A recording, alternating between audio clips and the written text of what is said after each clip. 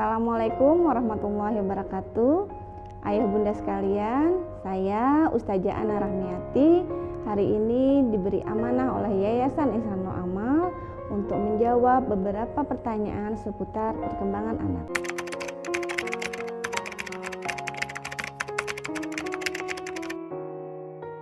Nah, untuk pertanyaan tentang bagaimana cara mengendalikan emosi anak ini, yang perlu diketahui orang tua adalah bahwa emosi itu terbagi-bagi dalam beberapa jenis. Nah, jadi emosi itu ada emosi positif, emosi negatif. Ini tidak ada hubungannya dengan baik buruk, tapi adalah sifat dari dua jenis emosi ini. Emosi positif itu misalnya senang, bahagia, bersemangat, ceria, kasih sayang, rasa dicintai, perasaan aman, itu adalah emosi positif. Sedangkan emosi negatif adalah emosi yang sifatnya menjauhkan. Misalnya marah, sedih, cemas, kemudian juga cemburu dan lain-lain. Nah, kemudian orang tua juga perlu tahu bahwa sebenarnya masing-masing emosi itu pemenuhan kebutuhan emosinya pun berbeda-beda. Misalnya emosi senang itu dipenuhinya dengan cara memberikan apresiasi. Artinya orang tua memberikan pujian atau menunjukkan sikap yang menunjukkan kita pun ikut senang begitu. Nah, itu kebutuhan yang harus dipenuhi oleh orang tua. Kemudian emosi negatif misalnya emosi marah. Nah, emosi marah itu bagaimana cara memenuhinya? Yaitu dengan cara didengarkan. Berarti ketika anak marah, kita memberi kesempatan anak untuk menceritakan apa yang membuat dia marah atau membuat dia kesal. Nah, itu orang tua harus tahu dulu bahwa ternyata setiap jenis emosi itu ada cara pemenuhan kebutuhannya. Nah, kemudian selain itu juga ada tahapannya. Tahapannya seperti apa? Misalnya tadi karena dibahas tentang anak yang emosional ya, berarti yang saya tangkap ini ada anak yang suka marah gitu. Nah, berarti caranya adalah pertama kita validasi atau kita izinkan anak untuk mengungkapkan bahwa dia memiliki emosi marah gitu. Misalnya seperti ini, ketika dia marah, oke, mama tahu kamu sedang marah. Nah, sekarang tolong kamu ceritakan apa yang membuat kamu marah. Nah, misalnya anak itu kondisinya masih meledak-ledak gitu, orang tua bisa meminta anak untuk mengatur nafas dulu. Misalnya, nak, mama oke akan mendengarkan kamu sedang marah, tapi coba ngomongnya teratur dulu deh gitu. Nah, kemudian beri kesempatan anak untuk menceritakan. Ini nanti dia ceritakan panjang lebar gitu, dipancing terus dan jangan dipotong. Saat anak menceritakan rasa emosinya tadi, tidak boleh dikoreksi saat itu. Koreksi dilakukan di tahapan selanjutnya. Nah, jadi orang tua mendengarkan dengan seksama, dengan penuh kehadiran, artinya orang tua menatap mata anak, mendengarkan dengan sungguh-sungguh, tahan dulu. Ketika dia mengatakan sesuatu yang tidak pas atau sesuatu yang keliru, biarkan dulu. Nah, ketika semua sudah dia ungkapkan, kemudian ajak anak untuk melakukan relaksasi. Caranya misalnya bisa dengan berwudu, kemudian bisa dengan minum air putih hangat atau mengatur pernafasan.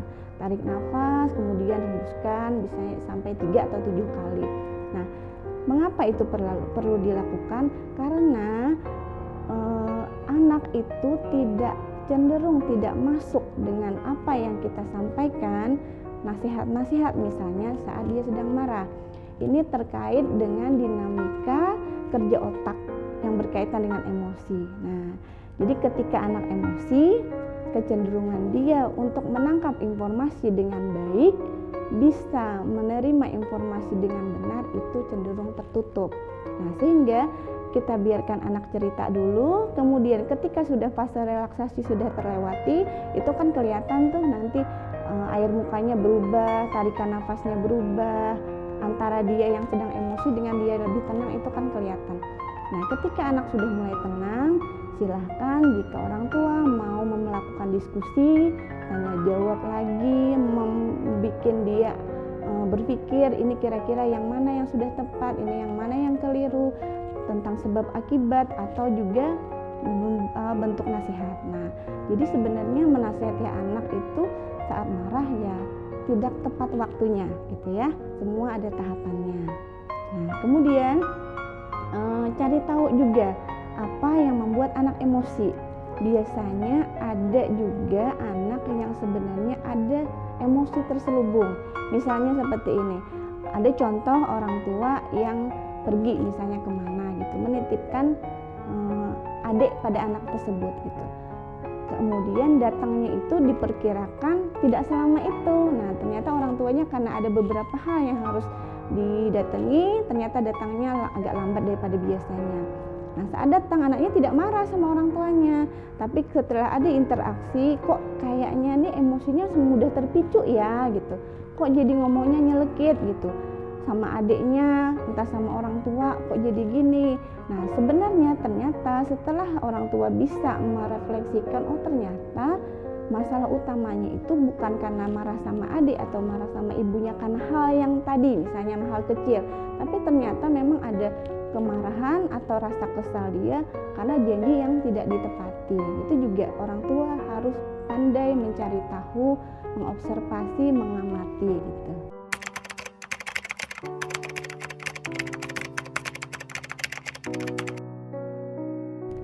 Nah, pertanyaan selanjutnya ini tentang rukun ya. Bagaimana supaya anak itu rukun di rumah. Nah, saya rasa masalah ini kemungkinan besar akan dialami semua orang tua. Ada aja biasanya di rumah sih anak-anak yang bertengkar gitu. Jadi hal ini bukan hal yang hanya dialami satu gelintir atau dua gelintir orang tua, tapi masalah umum sebenarnya. Nah, yang perlu diketahui atau dicari tahu orang tua adalah dulu faktor pemicunya. Kita orang tua jangan langsung melakukan tindak lanjut gitu. Jadi ketika anak bertengkar, jangan bertengkar dong gitu. Ya bukan seperti itu juga, tapi dicari dulu apa faktor pemicu sehingga anak bertengkar atau tidak rukun. Itu bisa diamati polanya. Misalnya orang tua perlu ngamati pola di hari ini, di momen-momen seperti ini anak cenderung bertengkar. Itu apa aja yang melatar belakangi. Misalnya bisa karena mencari perhatian. Itu misalnya ketika orang tua sibuk gitu ya dengan aktivitasnya masing-masing di rumah, anaknya sendiri-sendiri. Nah, apalagi anak yang masih kecil nih, biasanya dia pengen diperhatikan orang tua, pengen dideketin orang tua, tapi dia tidak tahu caranya yang tepat seperti apa. Nah, ketika dia misalnya si kakak mengganggu si adik sehingga muncullah pertengkaran. Nah, apalagi ketika dia bertengkar, orang tua kan nyamperin tuh biasanya. Nah, tapi saat tidak bertengkar orang tuanya masing-masing aja sibuk. Nah, akhirnya anak menyimpulkan dengan cara sederhana, ketika aku pengen bersama orang tua, pengen diperhatikan, maka aku bikinlah adik menangis misalnya. Karena terbentuk kan skemanya tuh sama, alurnya sama terus gitu. Nah, jadi akhirnya dibikinlah adik menangis. Dengan adik nangis, mamanya yang tadi misalnya sibuk apa gitu tiba-tiba datang, ini ada apa gitu. Oh, ini adiknya ini ya seperti ini. Nah, akhirnya anak tahu, oh ternyata cara untuk menarik perhatian orang tua adalah dengan bertengkar. Bisa yang seperti itu. Bisa juga dengan adanya sibling rivalry, artinya ada kecemburuan, ada rasa iri, ada kesimpulan di anak kalau ada orang tuanya misalnya dianggap pilih kasih. Nah, itu biasanya ada kemarahan tersendiri sama saudaranya, ada kesal yang sudah lama gitu ya pada anak, pada saudaranya karena sikap orang tua. Itu juga bisa. Jadi hal-hal yang lama-lama pun jadi terpicu gitu. Jadi hal kecil itu jadi terpicu karena adanya cerita-cerita lama gitu. Bisa juga karena ada masalah yang tidak terselesaikan. Misalnya dengan saudaranya tadi, di masa lalu dia pernah kecewa ini itu, atau sama orang tua juga bisa akhirnya memicu kemarahan. Misalnya orang tua tadi yang dianggap anak pilih kasih, misalnya ketika orang tua marah sama adik tidak seperti marah sama kakak, atau misalnya orang tua memperhatikan adik beda sama kakak atau sebaliknya. Nah, sehingga ada rasa kesal di anak yang sudah tertumpuk sehingga sedikit aja terpicu emosinya jadi meledak-ledak begitu. Nah, lalu apa yang bisa kita lakukan selain itu? Lakukan diskusi. Lakukan diskusi saat anak sudah tenang. Berarti ketika anak bertengkar tadi, tahapan pemenuhan kebutuhan emosi yang sudah dijelaskan di awal tadi sudah dipenuhi. Nah, sehingga situasinya misalnya sudah mulai tenang nih. Sehingga kita bisa melakukan diskusi bersama-sama, ditanyakan masing-masing keinginannya seperti apa. Si kakak pengennya seperti apa sih adik gitu, misalnya si kakak pengen adik jangan ganggu kalau kakak lagi ngapain misalnya, adiknya pun, nah berarti orang tua tahu saat kakak seperti itu apa yang bisa dilakukan oleh adik misalnya, dibikin kesepakatan. Nah artinya semuanya ada tahapan-tahapannya tadi ya, dari memenuhi kebutuhan emosi dulu, kemudian sampai dengan diskusi. Nah kemudian ada hal yang tetap harus kita syukuri ketika anak bertengkar, yaitu di sanalah kita memiliki kesempatan untuk melatih anak dalam pengelolaan emosi. Harapannya sih nanti ketika anak sudah terbiasa, ketika marah dia bisa menceritakan dengan baik. Yang penting itu yang penting anak minta menceritakan sesuatu secara asertif, artinya secara terbuka tapi tidak membuat kerusakan, dalam artian tidak merusak benda dan tidak merusak hubungan. Nah, artinya ketika anak mengungkapkan dia sedang kesal, dipersilakan, tapi bukan cara yang tidak bagus. Misalnya dengan membanting sesuatu, kemudian bicara yang tidak baik, misalnya bicara kasar, itu tetap harus dilarang. Artinya silahkan cerita, tapi tetap dengan kaidah-kaidah yang sesuai begitu ya. Nah kemudian apa tadi hikmahnya? Satu, kita melatih anak mengelola emosi. Yang kedua adalah kita juga tahu bagaimana anak dalam menyelesaikan masalah. Nah, karena ini adalah satu keterampilan yang akan digunakannya sepanjang rentang kehidupan. Bagaimana dia mengelola emosi dan juga menyelesaikan masalah-masalahnya. Gitu.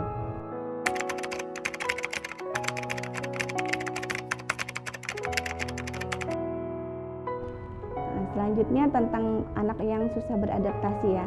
Nah, anak susah beradaptasi ini faktornya banyak macamnya. Bisa karena anak tidak yakin dengan lingkungan yang akan dia datangi ini. Misalnya dia menghayati lingkungan ini tidak akan menerima dia dengan baik. Misalnya ketika anak awal masuk sekolah, dia tidak yakin bahwa gurunya akan bersikap baik sama dia, atau teman-temannya semua menerima dia dengan baik, atau aktivitas-aktivitas di sana itu sesuai dengan dia. Nah artinya orang tua perlu memberi waktu kepada anak untuk meyakinkan dirinya bahwa semua baik-baik saja. Nah, bagaimana caranya? Yaitu biarkan saja anak berbaur misalnya dengan lingkungan baru. Tidak usah memaksa, tidak perlu langsung disuruh ini disuruh itu. Ketika anaknya diam saja di suatu tempat yang baru atau lingkungan yang baru, nggak apa-apa. Dia diam itu sedang mengamati, ini gimana nih orang sama saya, ada nggak yang membuat saya tidak aman begitu. Nggak apa-apa, berproses perlahan tidak masalah. Jangan bandingkan anak kita dengan anak yang lain, karena kemampuan adaptasi itu bisa berbeda-beda tergantung juga pola yang ada di rumah, maksudnya pola asuh ya. Misalnya anak yang kecenderungan misalnya merasa tidak aman berada di suatu lingkungan, karena lingkungan pertama untuk anak adalah rumah, maka bisa jadi anaknya kemampuan adaptasinya akan rendah. Misalnya seperti ini, di rumah sering terjadi pertengkaran, atau orang tua sering menyalahkan, sering marah sama anak, dan lain-lain. Atau dia melihat aja orang yang sering bertengkar di rumah, itu kan muncul rasa tidak aman di diri anak, bahwa ternyata lingkungan ini bisa saja tidak bersikap baik dengan dia, tidak membuat dia nyaman. Nah, akhirnya terbentuk skema di anak bahwa lingkungan itu bisa jadi tidak aman bagi dia begitu. Biasanya kalau anak yang cenderung merasa selalu nyaman, selalu aman, adaptasinya pun cenderung lebih mudah gitu. Berarti orang tua perlu mencek lagi nih apa yang telah terjadi di rumah dari awal kelahiran dia sampai rentan usia dia sekarang. Nah, kemudian apa yang perlu dilakukan lagi? Berarti menguatkan bonding terhadap anak. Berarti